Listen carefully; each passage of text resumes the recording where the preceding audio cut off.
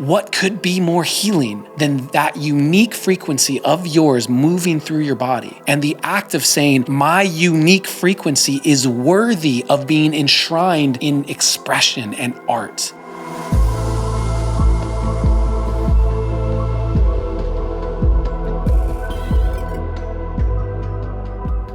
Wake the Fake Up with my brother, Adam Roa. Thank you for being here today. It's good to get you on Wake the Fake Up because we're going to wake the fake up right now. How are you, brother?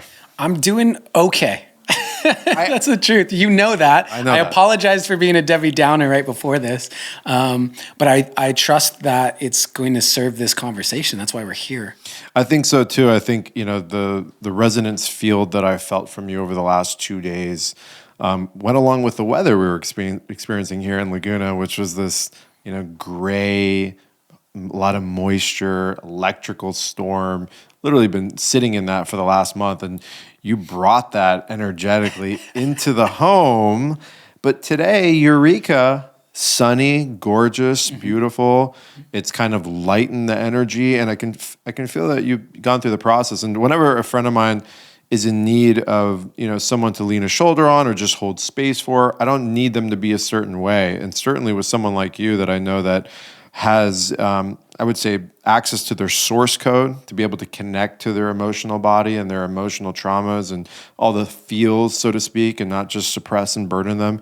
You're a master at that. That's just something that you do. You can tap into both the alpha and the omega very, very well. How are you feeling right now? But before you answer that, I just want to also say I'm actually wearing my father's wedding ring right now, and I'm wearing that because you hold a lot of the same frequency that my father held energetically. Wow. Yeah. And I can feel it around you, because he was strong masculine type, but he also had his feminine energy. He held that container, which in my opinion is the true embodiment of the divineness of masculinity, of true empowerment and true energy and holding the fort down. And I feel that with you. And he was able to bring that energy into my life. So this is for you, Baba. This is for you, Adam. And how you feeling right now, brother? Well, right now I feel lit up by that compliment and that acknowledgement. I feel I know how much your father meant to you, and so that's a compliment of the highest order. Thank you. It's my honor, man. Yeah.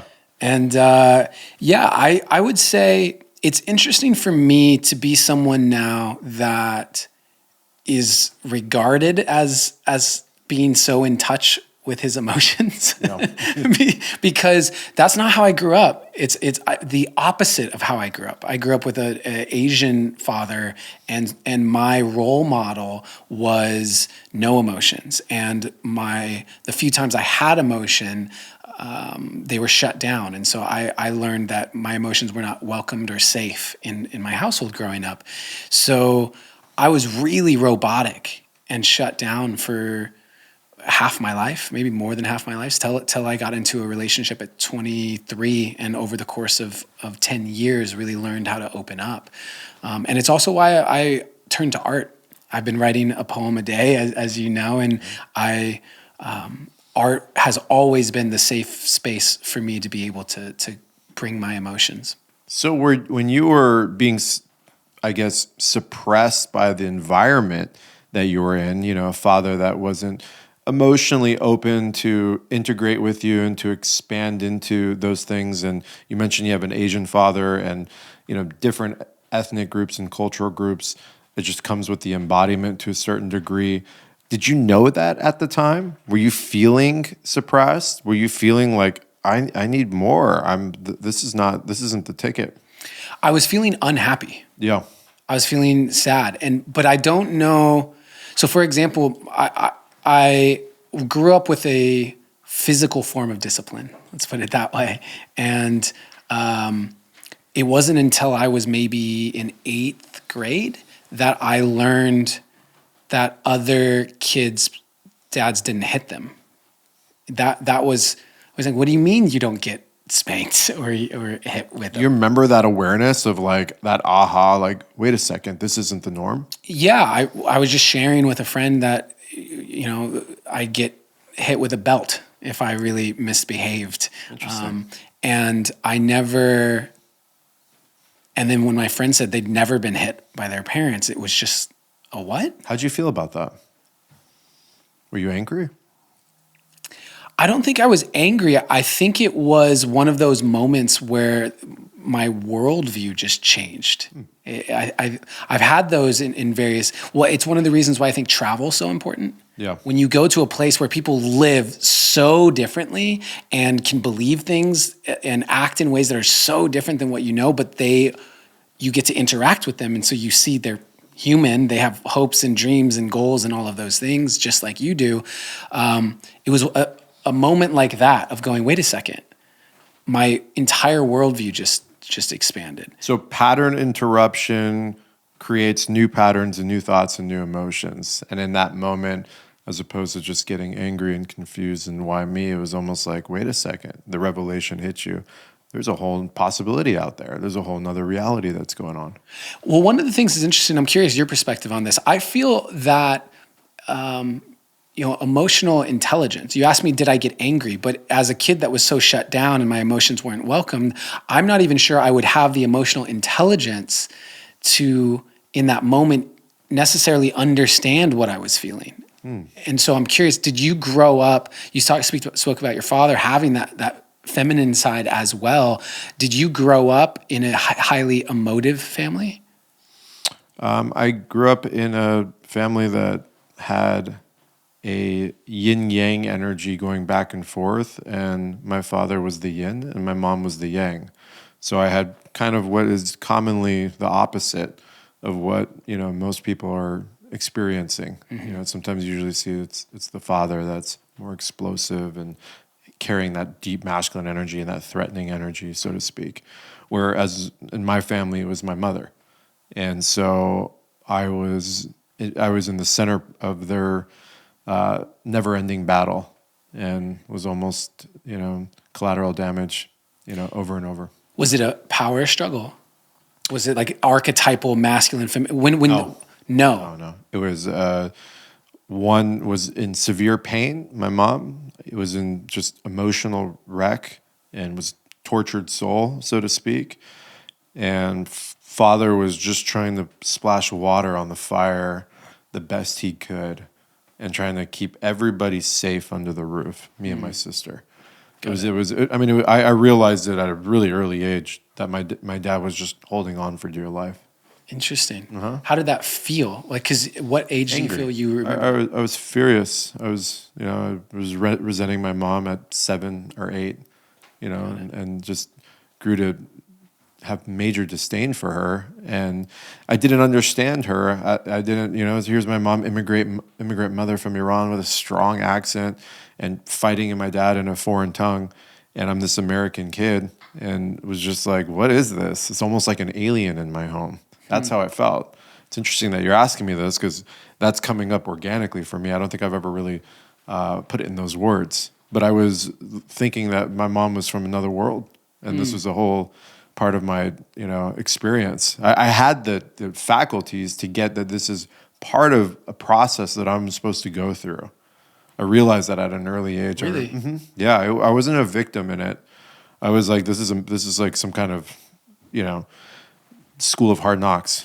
So did you ever have anger towards your father for putting up with it? Yes, absolutely. Yeah. Good question. By the time I was 10 or 11, I started to mature a little bit and grow a little bit, and it wasn't me just an emotional wreck being involved in this, melees. I was starting to grow frustration for my dad, and actually started to resent him a little bit, because it wasn't my character to try to just appease somebody and just try to neutralize their acidity. I don't have that in me. There's a certain degree, you have a loved one and you're going to do that. But once it gets past a certain point, which we were way past, we were Grand Canyon past, it was time for him to stand up and put a stop to this. But he never really did. There was moments where he would step up a little bit, but it was very far in between. Do you think that has impacted?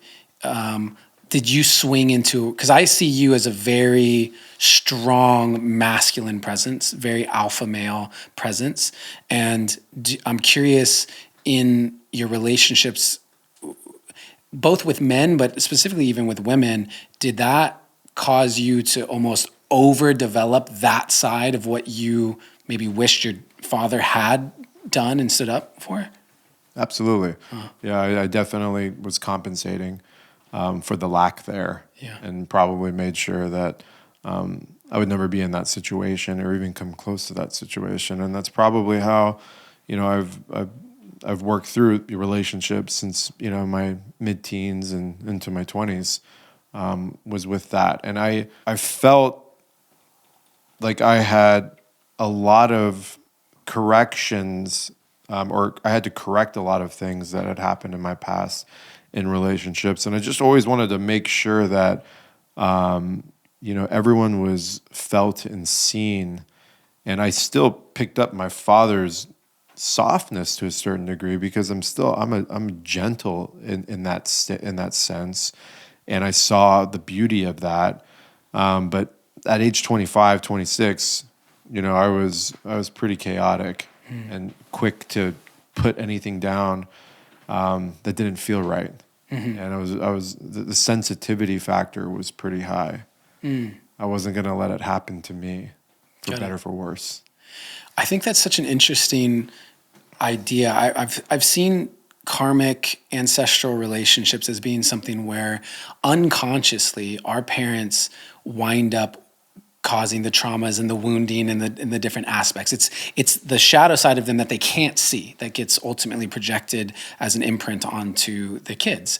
And then we grow up and move through the world, and ideally are conscious enough to become aware of those shadow wounds inside of ourselves and do the work necessary to figure out how to heal them and resolve them. And if we do that and we have the awareness to bring that back to our parents, we now are the medicine for our parents. We now are the embodiment and have the conscious understanding of what it takes to heal the wounds that they couldn't even see, that they passed along to us.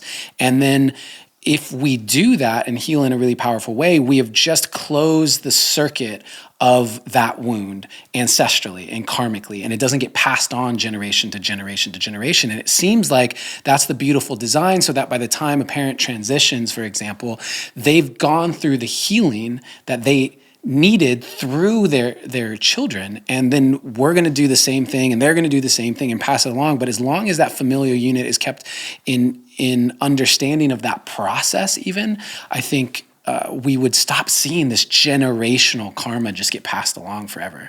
I completely agree with you. It's that's why we're called to be doing the work, and that's why we have the opportunity to build a toolbox that gives us the 3, 4, 5 eyes to see inside of us and to see where the shadow lies within us. And I had that opportunity with my father over the last 2, 3 years, 4 years of his life, to circle back into the relationship that he had with my mom and really dig into the experience and to get his perspective, and for him to see fundamentally what he would have done different and how he would have handled the situation different.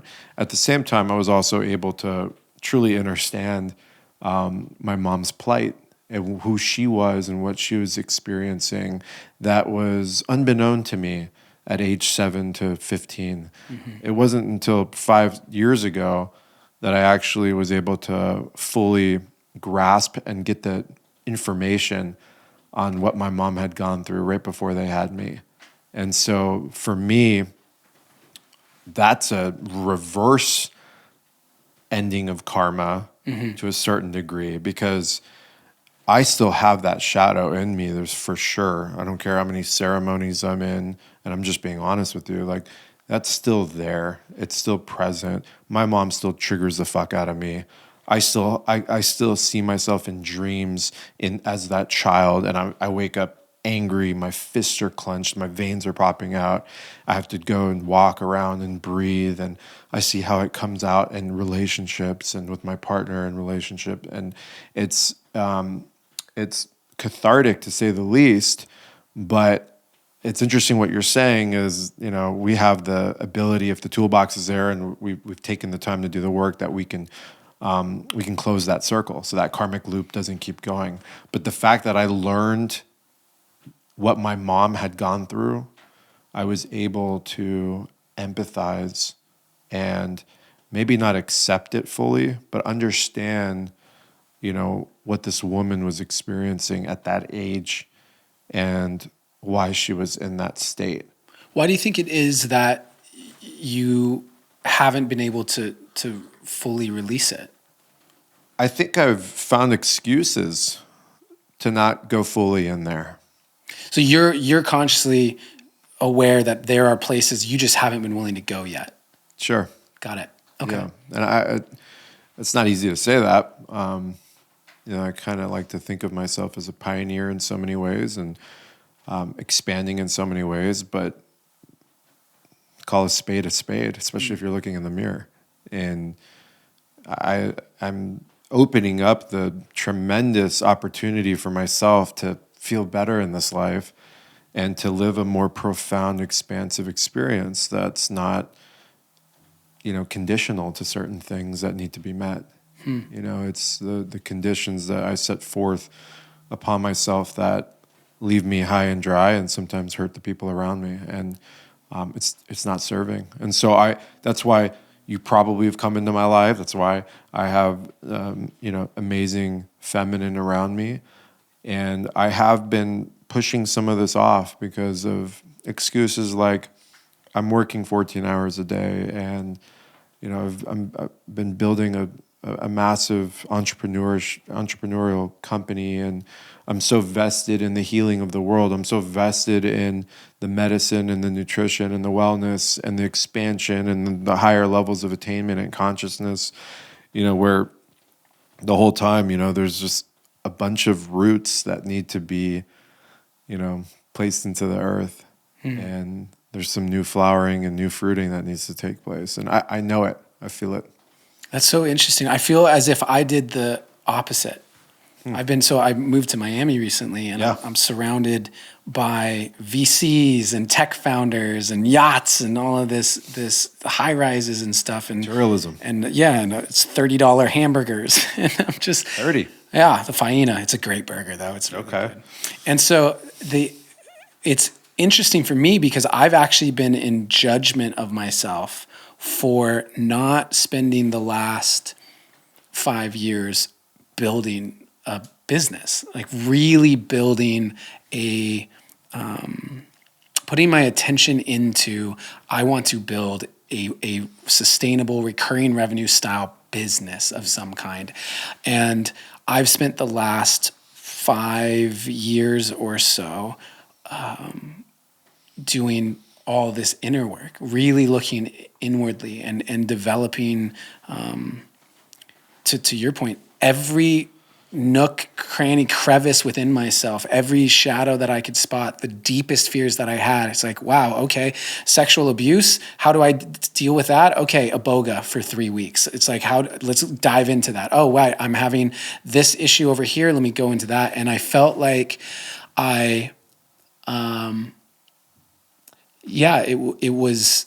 grateful for it because it's given me, I've become someone that now is like the compliments that you give me are a direct result of that. It's that work that allowed me to be this guy. And I just wanted to reflect to you that I have kind of the other side where I go sometimes, especially in the environment I'm currently in, where I'm living, I'm just thinking to myself, what would it have looked like if I had spent the last 5 years building business? Where would I be at now? And it's just an interesting, I guess the grass is always greener. To some degree. And I appreciate you being open about that and transparent on how you feel.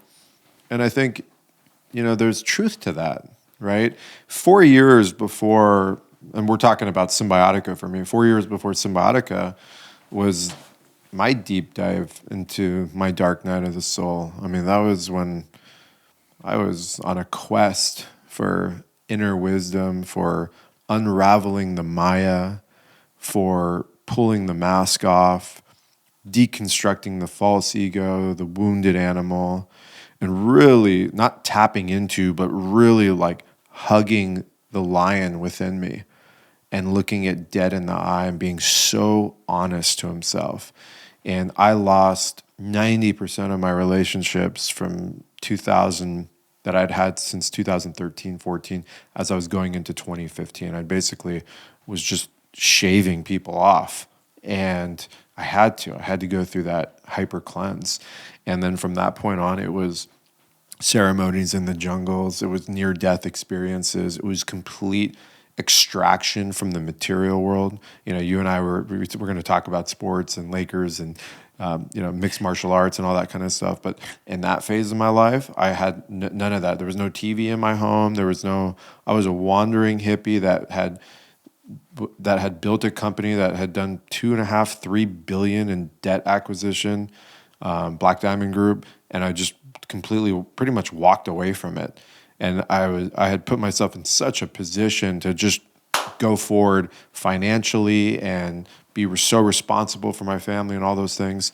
But I had that detonation happen, and some kind of old spirit within me, or a spirit from another dimension, said, this is the only way. And I turned into an 8-year-old again. And I was basically operating as that 8 years young child in terms of wanting to learn and experience and go through parts of myself that had become so rigid over the previous 15 years. What age was that? I was 34. And you did that from 34 to 38. Yeah. And then you started Symbiotica. Yeah. Got it. I'm 38 right now. Yeah. There it is. And so the last 5 years, right? So 33 to 38. Yeah. And I'm now turning my attention on building. Like, what is that next chapter? For me, it's building that business. It's really turning my attention to taking everything that has shifted within me and creating an external manifestation of that work. That's right. Yeah. And that's your golden ticket for being fluid. You know, we can have our cake and eat it too. Mm-hmm. I think it's an illusion that something has to stop growing within you, or your expansion has to stop evolving if you're doing X, Y, Z. I think that's a mind trick that we play on ourselves. I can see myself falling into that trap. Mm-hmm. It's like it's a regurgitated lexicon or nomenclature that, I can't do X, Y, Z. I got too much on my plate.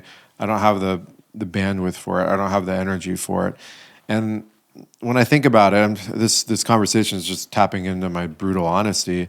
That's just me copping out and finding an excuse, because it's an easy excuse to not do the work. It's an easy excuse to not, spend time dedicated to an inner craft or an inner development or a process of finding ways to rid yourself of things that are dragging you down emotionally, and will tremendously benefit you from future endeavors and future relationships, and will mitigate the escapism behavior. And don't get me wrong, there's part of this life that we need to find coping mechanisms. I think, I talk about it all the time. I think you've heard me talk about it, that we're in a world of escapism. Mm-hmm. It's high level escapism right now, and our system is designed to take you out of the presence in every way, shape, or form. And it comes in every single sector, from entertainment to food to relationships to fear to debt slave capitalistic system to whatever it is. It's pulling you out of your present, so you're living in pain and fear, and you have to figure something out to solve it. Now, I think we need to have solutions that help us cope with things, and healthy forms of coping, which is why I like watching Laker games, mm-hmm. which is what basketball represents for me, because I was 5, 6, 7, 8, 9, 10, 11, 12, 13, 14, watching the NBA and playing basketball. Mm-hmm. That's what I did. Now, someone who's in other parts of our community that don't have that connection to basketball, they might not understand that. That might not make sense to them. That might make them lose respect for me and think that, this divine masculine's not a divine masculine. He's actually running in old programs, and he's a slave to the system, and he's part of that capitalistic world and has no idea what true connection is. That's a judgment based on their own fear and based on their own emotional reaction. So my whole thing is, and I think what you're talking about right now, is we got to find fluidity and balance. So you've just done the work for 4 or 5 years. You've gone deep into every nook and cranny that's in your metaphysical and physical body. And now it's time for you to hit the pavement. It's time to grow the seed, but you don't need to stop what you're doing. Well, I think that we got to root low to fly high. Yes. And so the rooting into something, the 3D, the material, creating systems, structures, even just habits, those sorts of aspects, I think are very, very important in order to continue to fly high, to build, to grow, to expand. And I think, to your point, I agree that it never stops because I actually see it as one thing. Right. It's not like, oh, now just the roots are growing and the leaves aren't growing. It's all growing. But I do think we have just a certain amount of capacity. We are increasing our capacity. That's the goal, is all of our habits, our eating, our consciousness expanding activities are to increase our energetic capacity of what we can do when we point our energy in any given direction. But I know to be true for me, for example, is I can't do a 3-week Iboga initiation while simultaneously launching my next thing, right? So there's levels to this. Correct. Yeah. Okay. So we're all going to keep expanding. And I think the key for me is to see it all as one. Mm-hmm. To see that when I'm actually going, okay, it's time to listen to Think and Grow Rich for the 3rd time, and it's time to Kiyosaki, and when Napoleon Hill is the thing, and then we would go into my habits and my discipline. And I'm going, okay, what type of podcast am I listening to? Maybe it's time to shift from listening to kind of spiritual, esoteric podcasts and get into listening to entrepreneurial podcasts and just get into the mindset of that. That is equal development. That is a part of my journey. And removing the judgment of it is the most important thing and something that I still continue to work on, right? Yeah. I love what you're saying. And it begs a question to me. I'm thinking about it. Are we evolving into beings that weren't operating with this level of sophistication 100 years ago, or are we trying to get back to where we were 100 years ago? That's something that I find myself meditating on, and this level of awareness, this level of sophistication, being able to balance different forms of frequencies and tap into inner parts of our consciousness while fundamentally crushing the game in the material world and creating sound movement and organizing yourself so you're playing chess with life and not reactive checkers. Is this our evolution, or is this remembering what we had forgotten? What do you think about that? I think that what we're doing is it's a game of applying the same energetic lessons to an increasingly complex outer environment. And so I think we're up-leveling. To a certain degree, we have to. It's as if every level of a video game, the rules don't change. Yep. In a video game, the rules stay the same, but the environment has now gotten more complex, more difficult. And so you actually have to learn how to apply the rules that you have been developing and the skills you've been developing on the previous level to a more complex outer environment. Sure. So when we look at, for example, to me, it's all algorithmic down to zeros and ones. Mm-hmm. That's how I simplify everything in terms of energetics, is looking at, I use this analogy, which is if you're looking at a computer screen, the people who are watching us right now are looking at a computer screen or on their phone or wherever it might be, and that's a visual representation of this moment, of reality. And they can interface with that because they're involved in that. Their senses are involved in that. Underneath that screen is binary. There's zeros and ones. Both are true. Simultaneously, both are true. They both coexist. And I feel that that's the same with reality itself. When we look at the sacred geometry, when we look at a flower of life, we have circles. When you add ones, when you add lines, you can create Metatron's cube and all of the plutonic solids that allow us to create the crystalline structures of everything in existence. Yep. And so we are synthesizing everything down to circles and lines. feminine, masculine.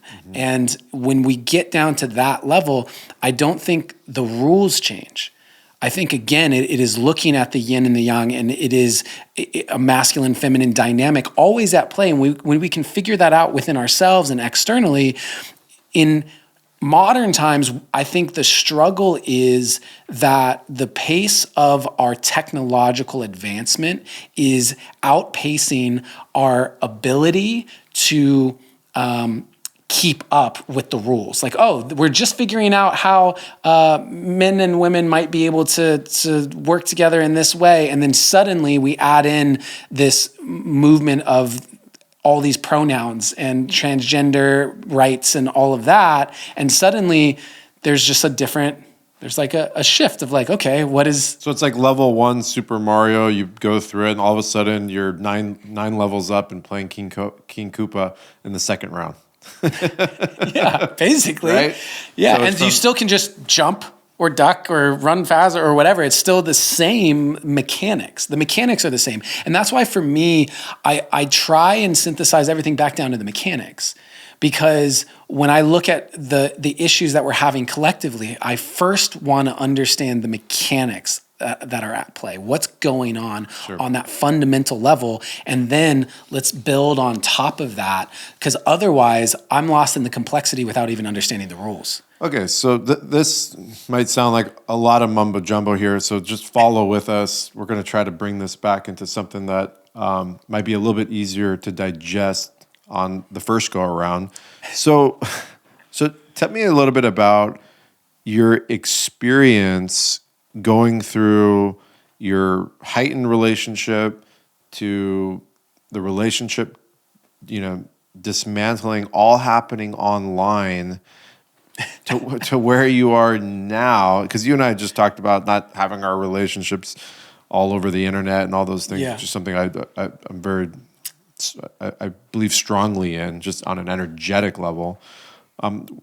Where do you see we're at right now, just for yourself and outwardly towards the society right now? Because it's crazy out there with social media and all these dating apps, and it's just a lot of misdirection, and people are taking in, my opinion, people are taking in everybody else's experiences, and they don't even know that's not their own experience, and they're just like projecting that out. It's just like a vicious cycle everywhere. Mm-hmm. I don't know that we have figured out, speaking to, are we able to keep up with the pace of the technological advancement? I don't know. You're familiar with Dunbar's number, right? Yeah. The amount of people that we can hold in our consciousness, really. And yet... It's finite. Yeah. And yet most people follow more people than that on social media. Oh, extraordinarily more. and so we now are... It's ruining relationships. It's ruining relationships. Yeah. And it's also, there's an interesting take that I'd seen of how Instagram and dating apps and everything were ruining dating specifically for this reason, which is the illusion of choice.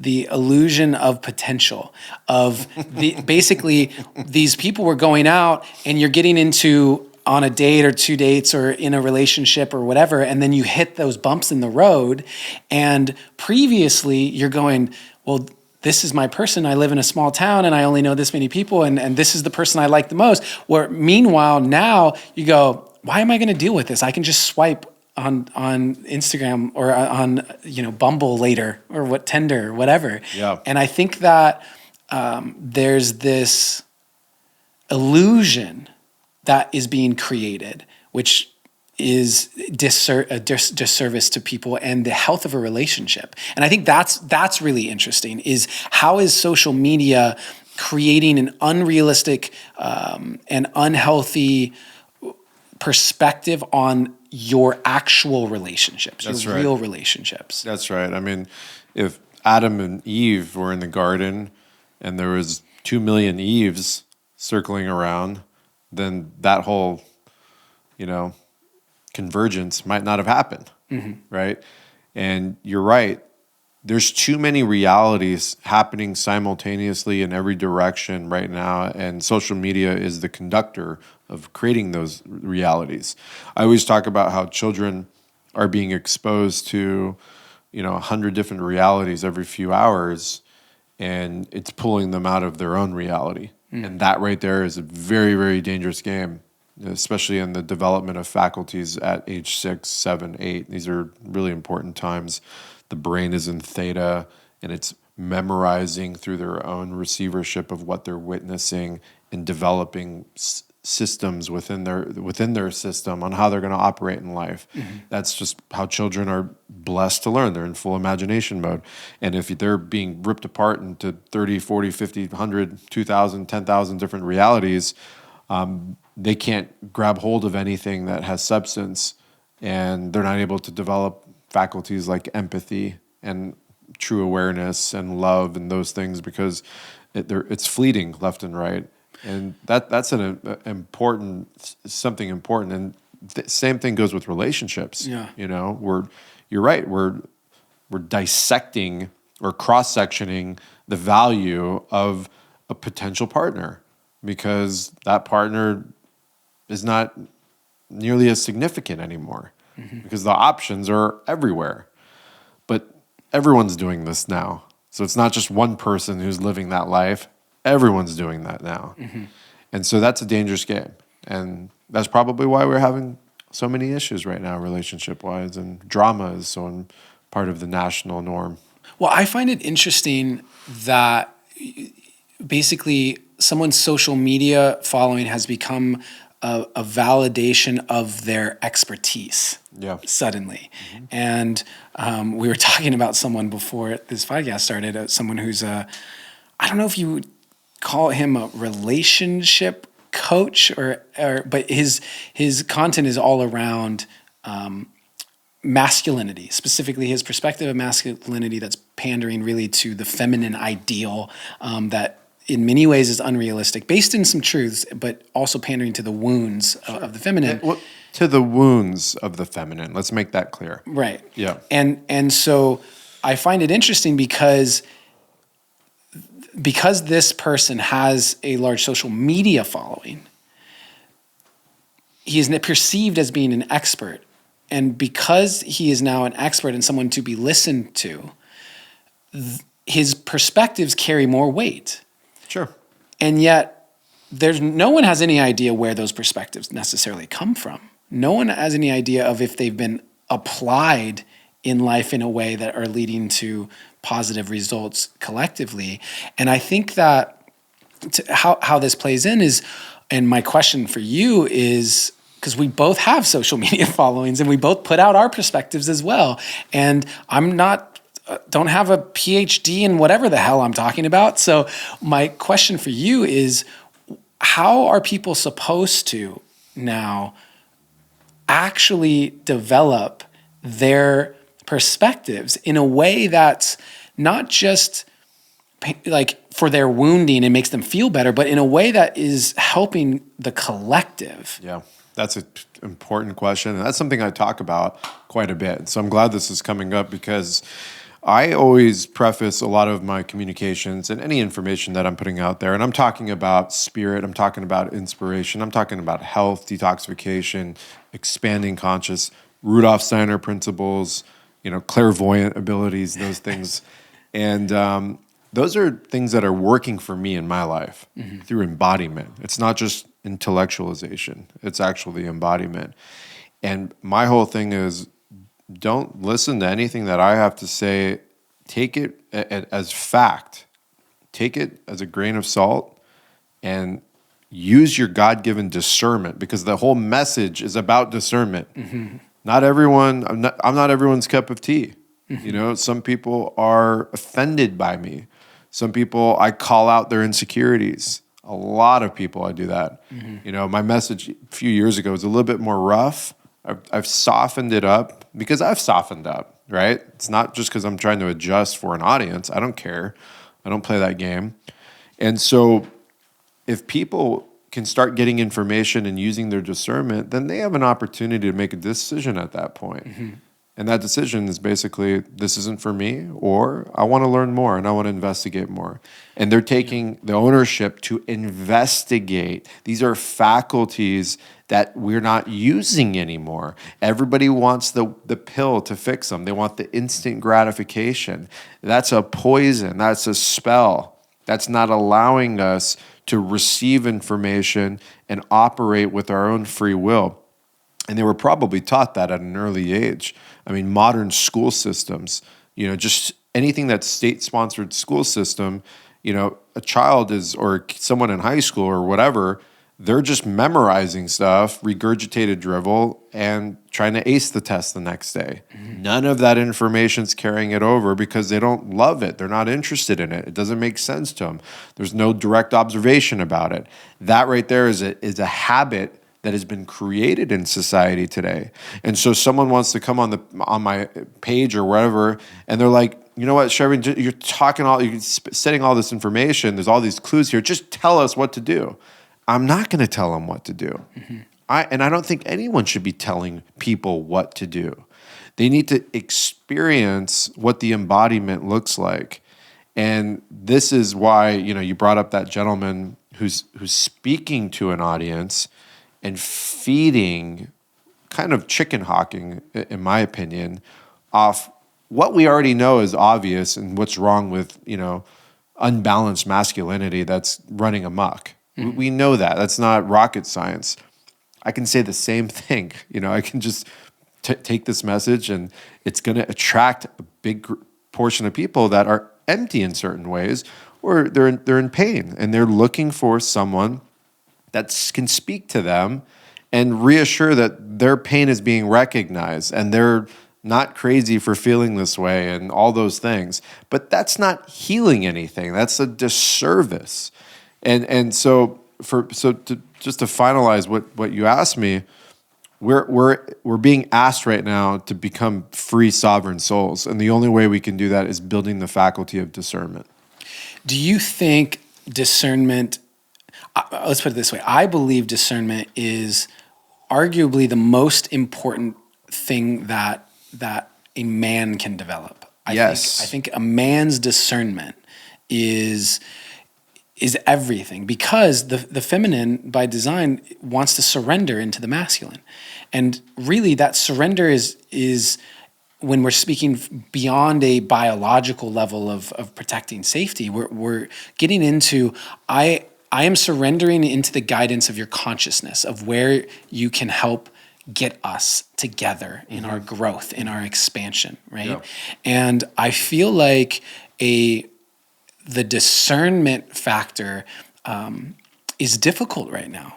I think it's a really difficult one. And so I'm curious how would you develop your discernment? How do you develop your discernment? This is an epic conversation because I just thought of something that I've never actually thought of, because there is a biological approach to discernment where you're intuitively knowing. Mm-hmm. The feminine has intuition that most of us don't possess. It's just part of nature, right? And so we have to accept that, and that's fucking brilliant. I love that. A woman probably operates with more autonomic discernment than a man.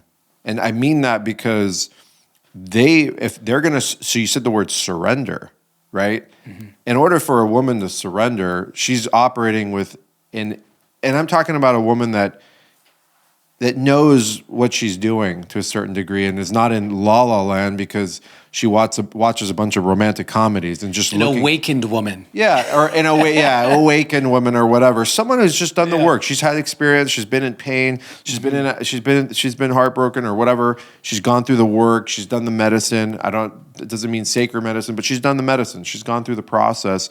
Now that surrendering is her intuitive discernment. Right? She's not writing a blueprint and analyzing every single aspect of that man. Where us, we need to find balance, a little bit more balance in our intuitive discernment and our analytical approach. And you're never going to properly be able to discern anything if you're not practicing it on your day-to-day life. Mm-hmm. It's not this one cataclysmic event or this one big decision. No, it's every little thing that you're doing every single day. One of our main quotes around here is how you do anything is how you do everything. That's discernment. Discernment is the opposite of judgment. Judgment is based on fear. It's a reaction based on an impulse of past trauma, and you're projecting it onto the topic that just came your way.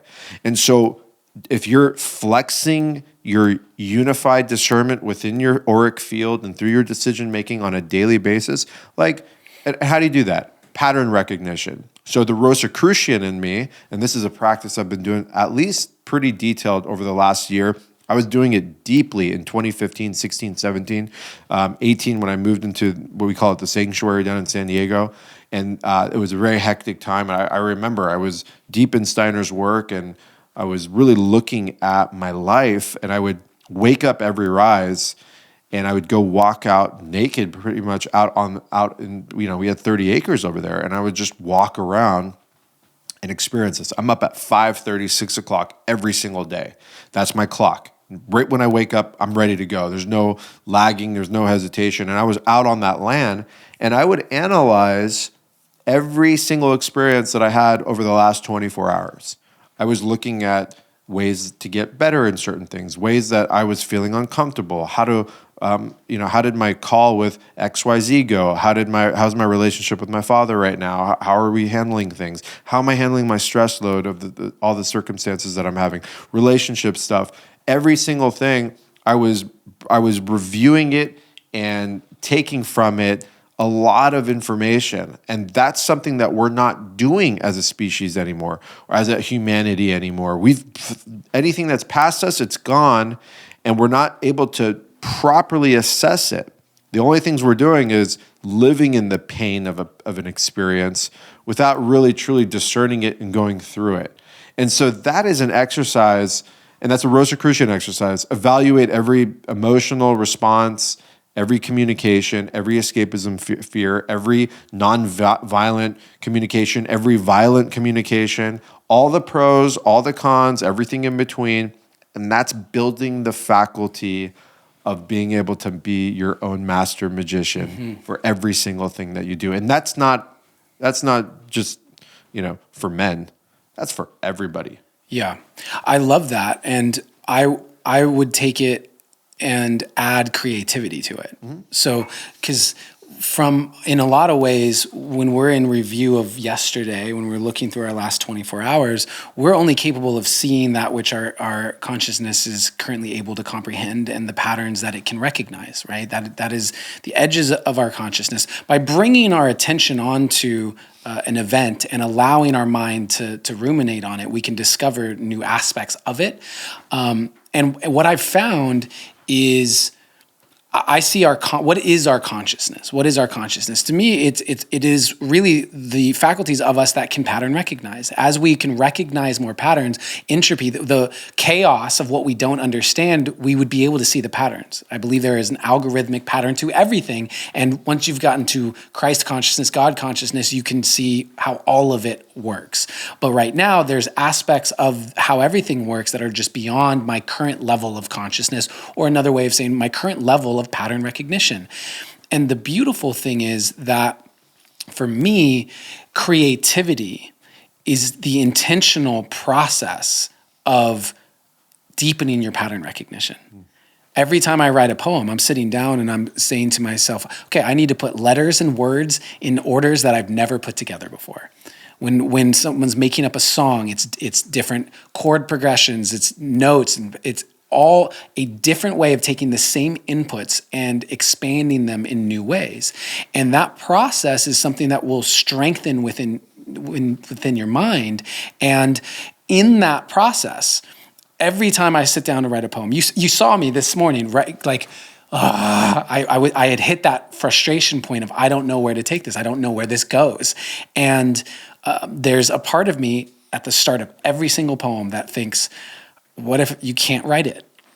What if the best poems you've ever written are already gone from you and they're done? What if, when I hit those dead ends, I go, what if you don't know how to finish this? What if you suck? What if no one cares what you have to say? And I, in the process of writing, have to overcome those limiting beliefs and fears and doubts and insecurities in order to proceed and actually complete the poem. Yep. And to me, the edges of our consciousness are held in place by all of our fears, doubts, limiting beliefs, and insecurities. As we release those, if we released every single one of them, we would be back into oneness. And so even the idea of separation is a form of limiting belief, and therefore it is the first stage of consciousness knowing itself as separate. And so in that process of writing a poem, I feel I've created the microcosm for a greater version of it, the expansion of my consciousness. And the cool thing is that it's like getting in an ice bath. You do it over and over. I've never looked forward to an ice bath. I've never said, oh, I'm so excited to do this. But every time I do it and I get out and I go, great, that just became easier next time and the next time and the next time. And I feel so passionate about creativity as a pathway for our personal and spiritual growth, because it's a consciousness ice bath. It's incredibly frustrating almost every time for me to do that. But it is the process of strengthening my pattern recognition, which is the thing that's necessary for me to be able to sit in these exercises of reflection and see things that I couldn't see before. And also reinforce that part of me that goes, okay, that feeling of not being able to figure it out, and the feeling of maybe I'm going to fail at this, and overcoming that and having something tangible, proof that I overcame that by a finished thing, becomes a nodal point for me. It's like if you put a star on your wall for every ice bath that you did. And so when you didn't want to do it, you looked at the hundreds of them and went, oh yeah, proof. And so creativity to me is my version of what you just said, of really strengthening my consciousness through an intentional process. That's very well received. I love that. I mean, it's through the creative behavior and the creative movement that we're able to go into the depths of our soul. You know, that's why musicians do what they do, artists do what they do, and that's where they're finding true happiness. And that's where they're able to, I like how you said the nodal places, because you're basically creating anchors of remembrance, and that you know you can get back to there. And that's opening up pathways and access points and things of that. So if somebody's listening to this right now and they're in some kind of conscious amnesia, so to speak, and they're looking to expand and be able to open up their senses and go into more development, what do you think is the best way for them to find a creative space? You know, how do they know what creativity is to them? I think that your compass to your creativity is your curiosity. So what you're curious for, what interests you, Yeah. you know, what's not based on survival. And what you may have done as a kid. I think there's a lot of evidence, if we just look back at before we took on all of those societal things or our familial things or whatever, what was it that you were doing? Were you painting? Were you singing? Were you writing poems? I was writing poems. Yeah. I stopped writing poems for years and years and years as I felt I wasn't a creative person. I was a logical, analytical person, but I was writing tons of poems as a kid. And so I think we can see a lot of evidence of those things. And I always struggle. I think one of the aspects of it is the struggle of how much am I putting too much focus on things that I actually want to let go of? Like instead of letting it go, you're just keeping it right there in Front Street. Am I writing a poem about my relationship conflict? Is that preventing me from moving forward? Is it actually something that's holding me in the energy of that longer than needs to be? I think is a really interesting question that I often sit with and sometimes struggle with. Well, are you able to get an answer to that over time? I mean, you've been doing this for quite some time.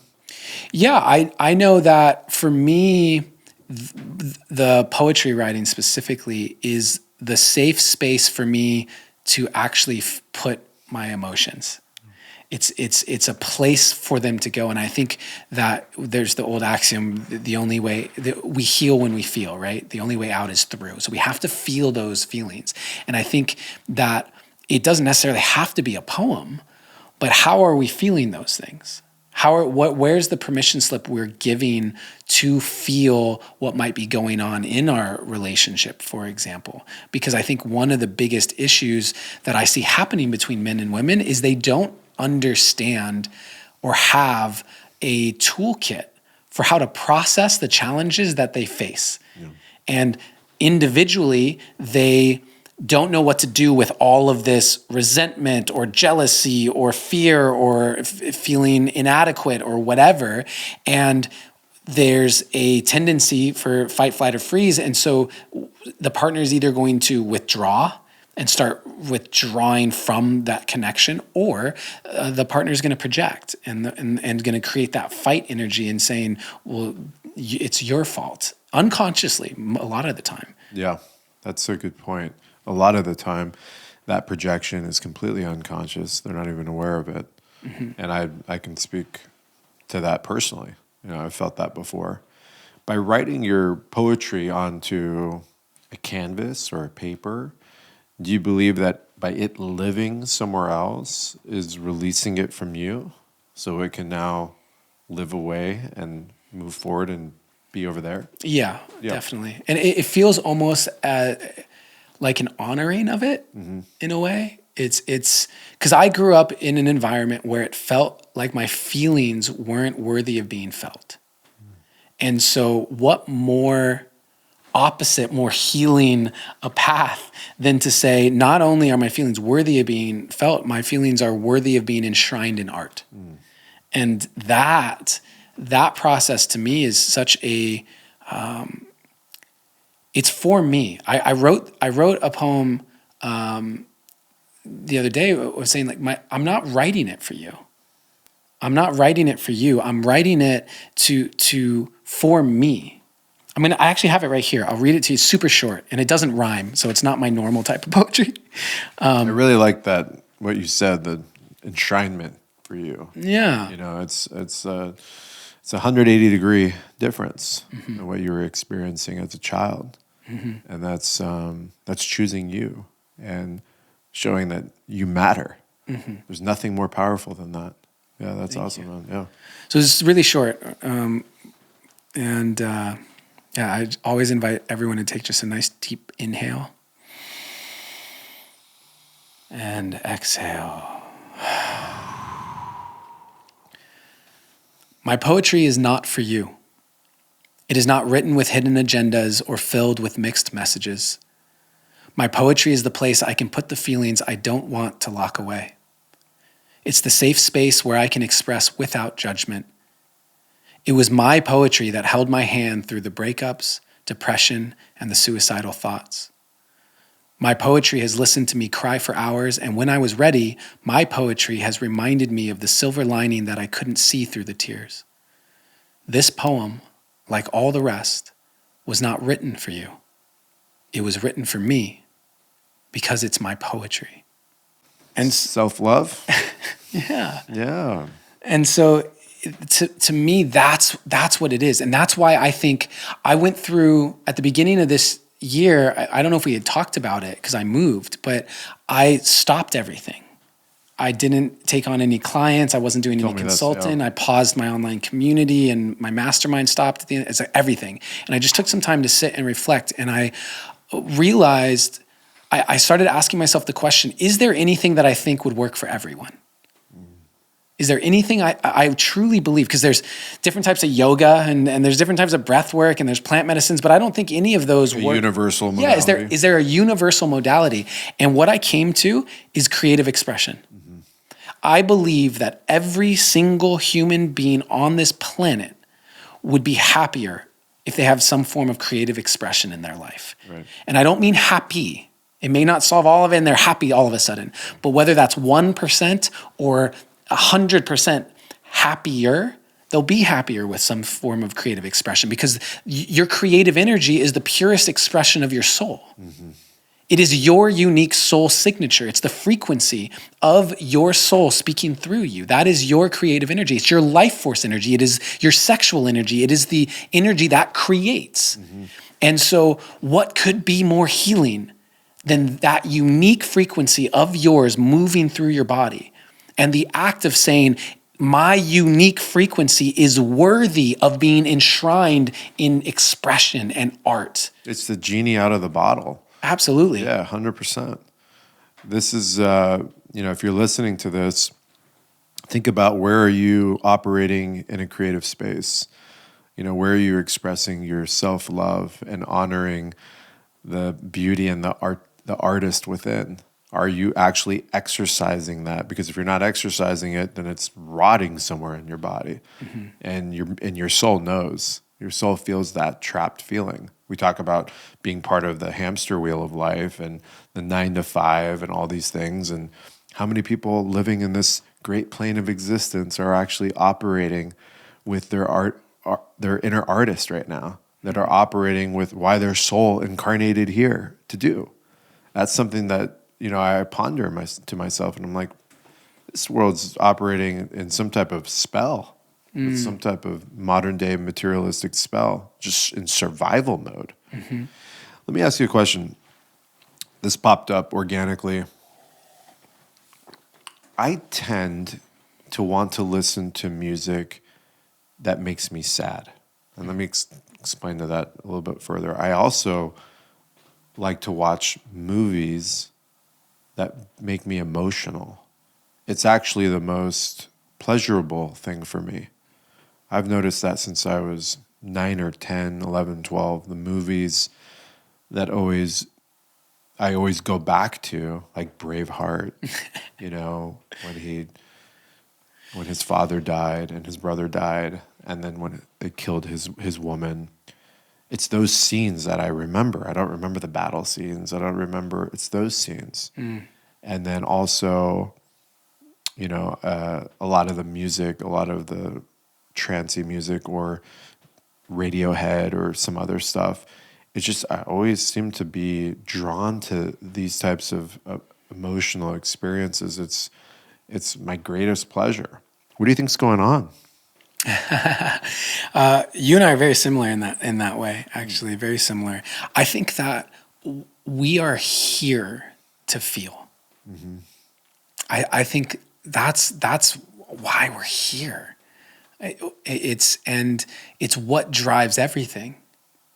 Everything that anyone does is based off of how it makes them feel or how they think it will make them feel. Mm-hmm. And so that alone is an indicator to me that feeling may be the single most important thing that we are given as a gift. And I feel that when we are in the presence of something or someone that makes us feel, that it touches this remembrance of why we're here. Mm-hmm. And it's when it comes through art like that, there's also a feeling of we're not alone. Mm-hmm. I don't care how sad I am from a song, I feel more connected when I'm feeling. And I think that the real enemy to face is apathy. Mm-hmm. When someone, because apathy is not born out of something. Apathy is born from feeling so hurt so many times and so let down so many times and so hopeless and helpless so many times that it feels safer not to care. Yeah. And you've severed the feeling. Right. But feeling numb is not the same as feeling nothing. Right.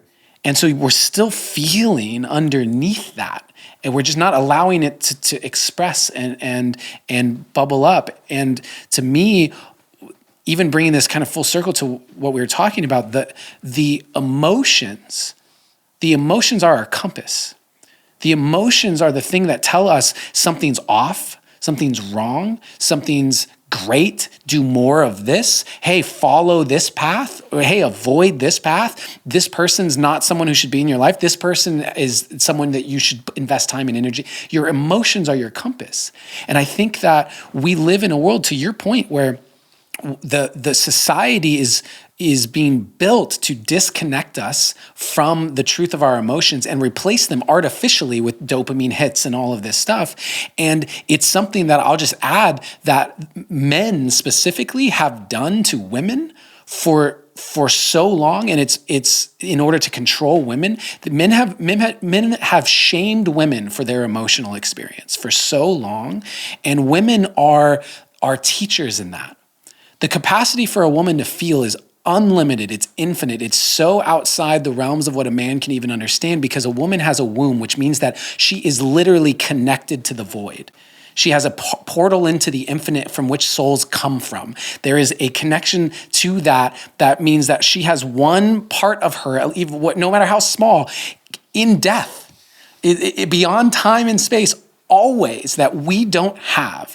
And what men have done in order to control women is disconnect them from their emotions by telling them that they're crazy, by telling them that they're too emotional, they're too much, telling them that whatever it might be. And I think that that's a little side tangent. I think that our emotions are so important.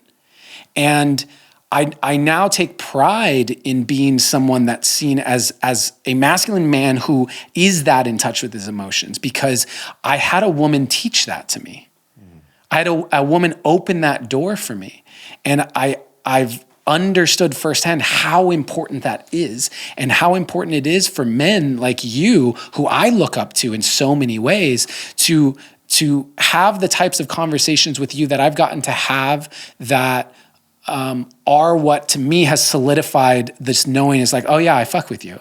It's not because of the version of you that was the kickboxer that loved to fight or whatever. The thing for me is seeing how much you care.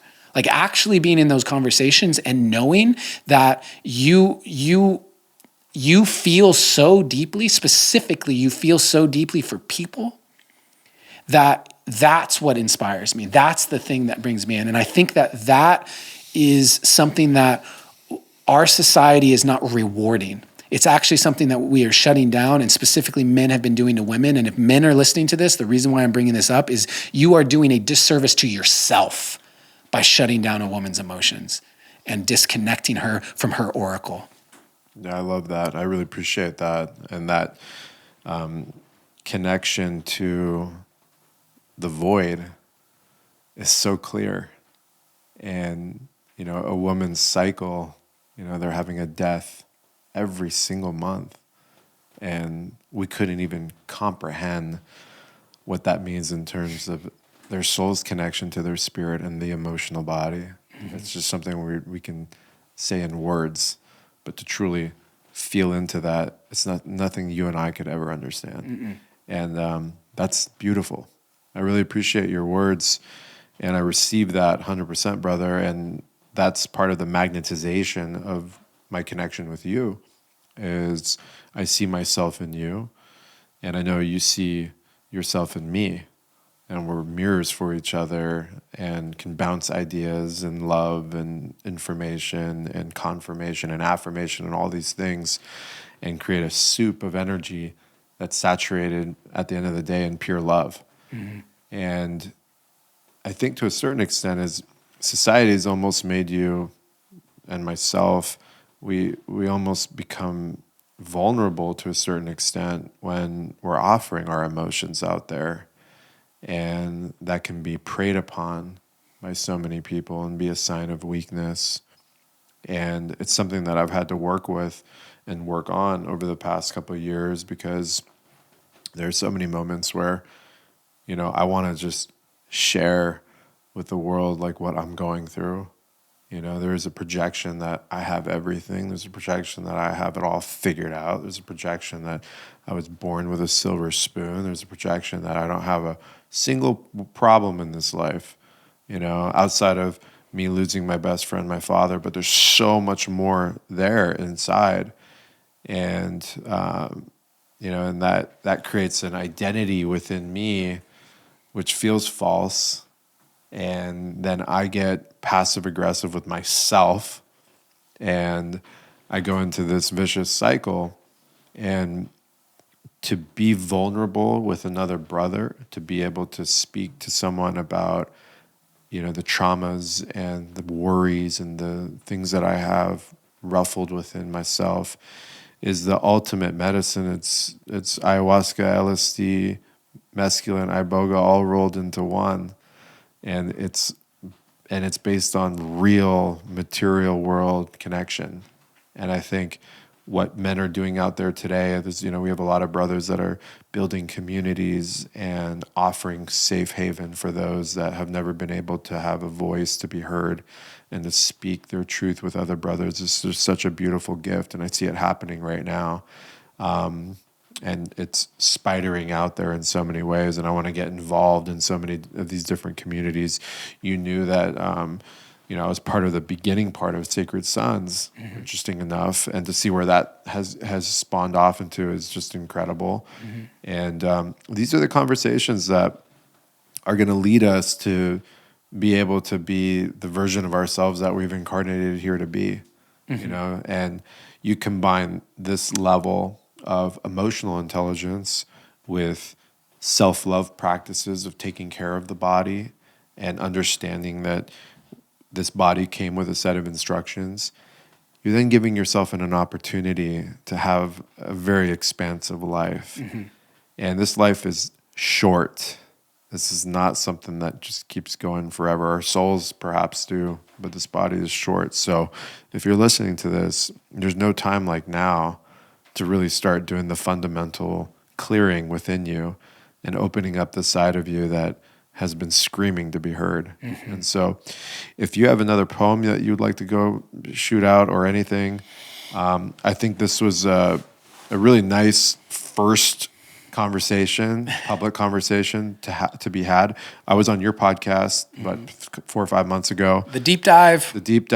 Yeah. And deep dive, wake the fake up. They're kind of synonymous. I really appreciate all the work that you're doing for yourself first and foremost, which then branches out to everybody around you in your influence. And that's a key thing to highlight. We have to be loving and doing the work for ourselves before we can give instruction or try to teach anyone around us. That's a very, very important message to be received. So again, thank you so much, Adam. Yeah, thank you, bro. Thank you for having me here and diving into this. And it was interesting to see where this went. We were talking before this about... We didn't plan any of this. We were just shooting ideas of what was alive for us. And so, it's felt cool. It's also just felt cool to get to know you better in that way too. And I have so many actually more questions that I have, so I know we'll have another one of these. I guess the poem that I'll do based relative to everything that we've been talking about, with the willingness to feel and this question that I've sat with a lot, which is how do I make impact? Like, how do I make my life matter? What does that look like? And as I was sitting in all of those questions, I feel I came to this realization that what I'm here to do, someone asked me that, what are you here to do? I said, love life. The most impactful thing we can do for the world is learn how to love life. Because to truly love it, we can't turn a blind eye to it, right? We can't avoid certain aspects of it, because that means that we literally hate that part so much that we can't even handle looking at it. To truly love it is to embrace all of it. Doesn't mean to stop working to shift the things that we would like to see shift. It just means an acceptance of it and a willingness to feel it. And if we're unwilling to feel it, then we are going to ignore it. We're not going to work to make this world a better place, whatever that looks like, because everyone has different ideas. And so that's the basis for this poem, which I call Heaven. And so I'm going to invite everyone to take a nice deep inhale. Exhale.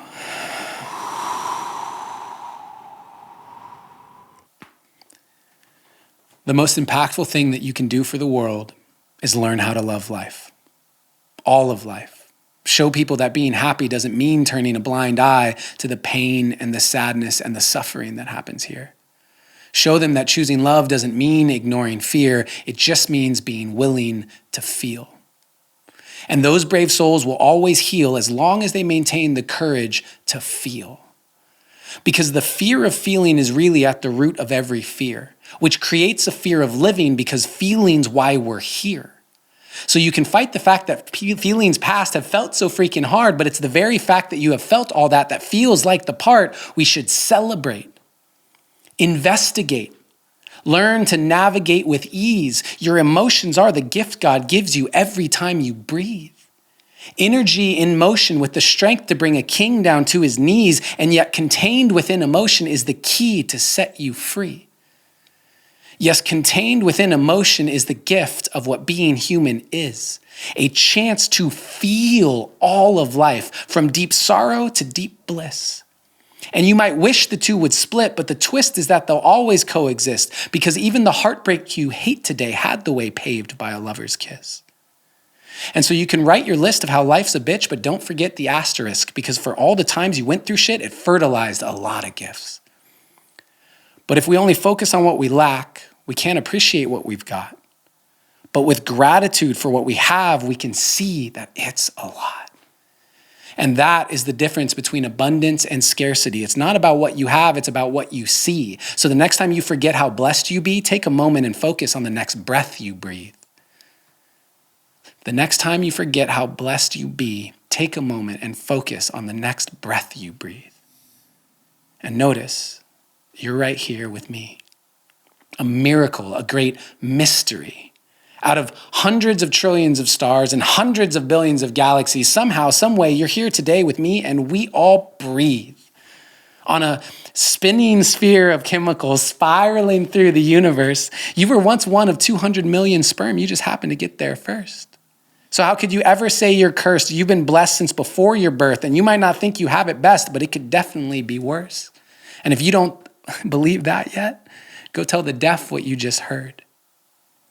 And if you don't like what you see, go tell the blind how much it hurts. On your hardest day, when you really want to walk away, go tell the paraplegic how it's unfair. Share how you want to run from all your problems while he's pushed everywhere in a chair. And I'm not saying that life is fair or that it's easy. We all go through a lot. But as you walk through the valley of the shadow of death, don't lose gratitude for the fact that you walk. Celebrate the fact that you can dance and sing. Embrace the abundance in the very act when you talk. Because when you can spot abundance in the simplest things, that's when more abundance unlocks. The simplest things. Taste, breath, touch, smell.